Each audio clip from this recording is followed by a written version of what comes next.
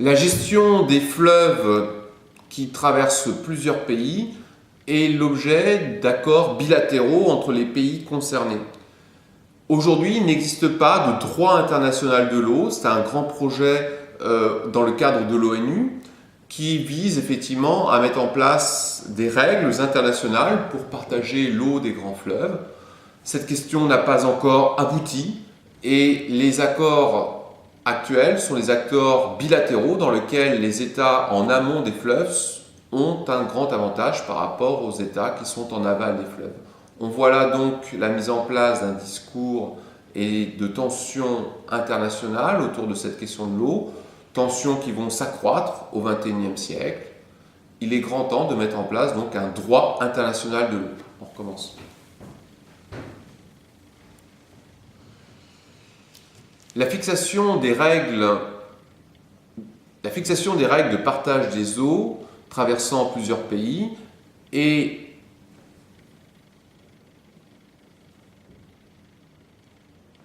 la fixation des règles de partage des eaux traversant plusieurs pays, le fruit d'accords bilatéraux. Dans ces accords sont bien sûr inégalitaires. Les pays qui sont en amont ont un avantage par rapport aux pays qui sont en aval. De plus, les rapports de force peuvent se mettre en place, à savoir qu'il peut y avoir des pays plus puissants avec une armée importante et des pays, au contraire, qui sont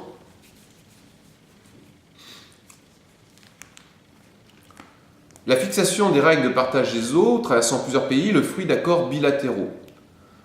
Ces accords bilatéraux sont totalement inégalitaires. Les pays en amont ont l'avantage par rapport aux pays en aval. Ainsi, des rapports de force se créent entre, par exemple, les États-Unis et le Mexique, ou entre la Turquie et la Syrie et l'Irak. Ce rapport de force peut changer en fonction de la puissance des pays. Effectivement, pour le cas du Nil, on voit bien que l'Égypte est un État plus puissant que ses voisins du Sud et donc a réussi à maintenir sa prédominance sur l'usage des eaux du Nil. Cependant, cet État n'est bien sûr pas un État fixe.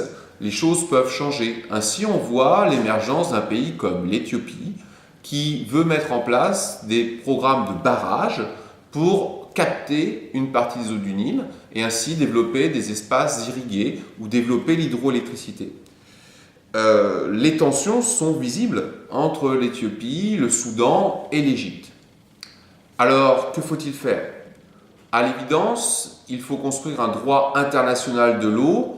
L'ONU serait l'organisme qui crée ce droit international de l'eau. Pour l'instant, nous n'en sommes qu'au projet.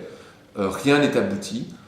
Mais on voit bien que là, les conflits du XXIe siècle, on voit bien que l'eau sera l'une des dimensions des conflits du XXIe siècle et que sans un accord international, ces conflits vont avoir tendance à augmenter. Ces conflits s'amplifieront.